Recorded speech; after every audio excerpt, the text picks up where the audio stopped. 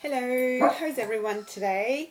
Today I'll be talking about the Paleolithic diet. I found it has actually helped me with the issues health issues that I've faced. So I'll go into it a little bit and talk about its history. The Paleolithic diet is a modern nutritional plan based on the presumed diet of Paleolithic humans. It is based on the premise that human genetics have scarcely changed since the dawn of agriculture, which marked the end of the Paleolithic era around 15,000 years ago, and that modern humans are adapted to the diet of the Paleolithic period. The Paleolithic diet consists mainly of fish, grass-fed, pasture-raised meats, eggs, vegetables, and fruit. Proponents argue that modern human population subsisting on traditional diets, allegedly similar to those of Paleolithic hunter-gatherers, are largely free of diseases of affluence, or what we have today, and that Paleolithic diets in humans have shown improved health outcomes relative to other widely recommended diets. The Paleolithic diet is a controversial topic, however, to those who have benefited greatly from it would strongly support it, such as diabetic patients, arthritis sufferers, and any diseases related to immune dysfunction. The Paleolithic diet is also known as the Paleo Diet, the Caveman Diet, Stone Age Diet, and the Hunter-Gatherer Diet. A Nobel Prize winner, Cynthia Kenyon, she's researched the low carb eating, which is pretty much the paleo diet, but she's actually cut the carbs a little bit more, and she's found that although the experiment was done on worms, but she has found that feeding the worms less calories per day made them live double the amount, as in longer than they normally would. And when she would increase the sugar intake, they would die much quicker. So she's actually won a Nobel Prize for this study, and it was related to a gene that was activated or released when the insulin levels were too high, and that apparently that's what happens to us as well. Now, insulin has been the culprit in many diseases related to the heart. Apparently, the excessive insulin in arteries causes plaque, which is apparently worse than consumption of fat. So it's extremely beneficial that one reduces the intake of high carbohydrates that raise your insulin levels. Another person that's renowned and is supporting this particular diet is Mark Sisson. He has his own website, and he's actually helped millions of people heal themselves of various diseases just purely by changing their diet. And the website is www.marksdailyapple.com. And he basically goes into, he's got case studies, and he goes into what he eats throughout the day and what has worked for him, what hasn't. He actually talks about his past and how he got to this particular theory and what works for him. And apparently he was highly athletic as he was growing up. And all of a sudden, he started falling ill, and no one could help him. They didn't know what was going on. And when he changed his diet and adopted this particular low carbohydrate Paleolithic diet, he found that his energy levels went up, his depression lifted, and yeah, he could. It was actually pretty simple to follow. And I think what he said, in the morning he might have a smoothie or some sort of protein shake or nothing, or he might just have a coffee. And then for lunch he'll have a big salad with a little bit of protein, Now salad will have also other raw vegetables inside of it, along with leafy greens.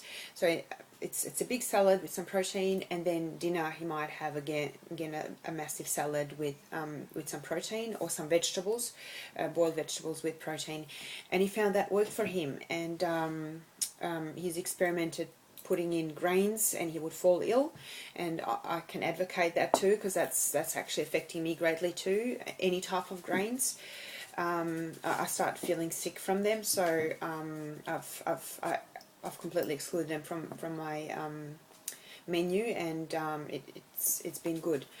And also dairy too. I find if I have any dairy, I'll have a reaction too.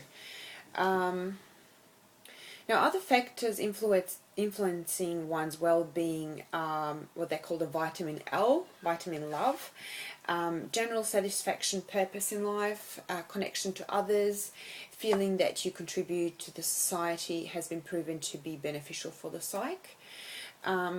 With that said, we're all unique, and there are individuals who may thrive better on a different diet, so you may need to experiment or seek advice from a nutritionist who could guide you in the right direction. All in all, we need each other. We need to work together to create a better world, cleaner world. We need clean air, clean water, organic produce, sustainable and affordable architecture for all. I'm a strong advocate of that. Community gardens, orchards that encourage socialization and creating a better world. We really, to come to think of it, there is so many of us on the planet, and if we all put our minds together and work together in creating this better world, we would see changes pretty quickly. I mean, just planting, if you think there's, if only 1 billion people decided to plant one or two fruit trees in their neighborhood, all of a sudden we'll have so much more, so much more trees and food, and not to mention the leafy greens that one can grow so easily. Wheatgrass, I've heard of, I forgot her name. She was a renowned actress, and she was interviewed by a nutritionist who was going around the world to find out what the different diets are of different people, and what has worked for them, and help their longevity. And she was in her 80s, and she looked really youthful, and he's asked her what her secret was, and she said, look, I'm not doing much different to other people, but there is one thing that I have been doing for a very long time, since I can remember, and that is I would make next to my breakfast, I will make a smoothie, a fruit smoothie, and I will include a few cups of wheatgrass in the smoothie that I'll blend up with my fruit, and that will provide me with all my vitamins and minerals for the day. And that's something that has worked for her. So looking at the wheatgrass, it's so easy to grow. Anyone can do it. So if that could replace your vitamin tablets, why not do it? We have so much land around us, even in our own little backyards. We could do it, incorporate it. It's more of a, I suppose, getting the idea and having a guide to show you, or seeing the benefits. If you try it out and it works for you, you will be more motivated to do it.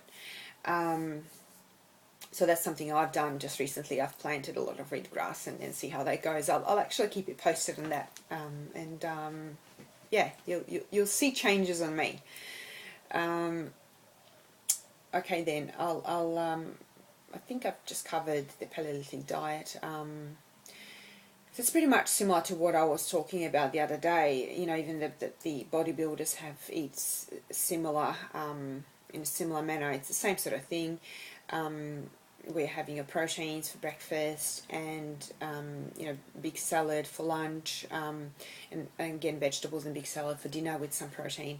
So it is very straightforward. I have heard of people who can sustain themselves purely on fruitarians.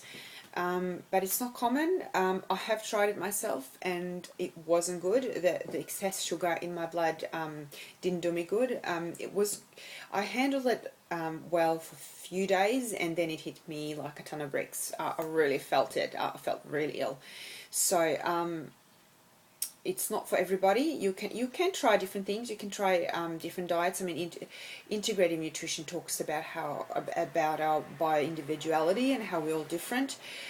So you do have to experiment and see what works for you, what doesn't, and stick with it. When you do find something that does work, stick with it, and that's what probably is has been difficult for most people, because we tend to we are exposed to a lot of junk food and a lot of processed foods that we can't resist, and we have them, and yeah, they're not good. They're not good for us. So if you go shopping, you can stay to the left or to the right, where where all the fruit and veggies are, and meat.